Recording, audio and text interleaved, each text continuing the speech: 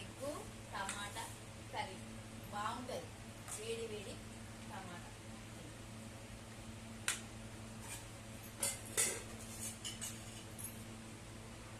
పెరుగు. మా video నచ్చింటే like చేయండి, షేర్ చేయండి, కామెంట్ చేయండి.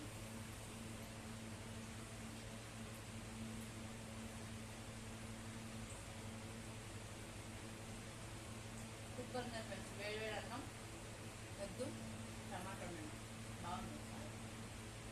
కంట్రోల్ బియ్యం, కంట్రోల్ బియ్యం, సన్న బియ్యం.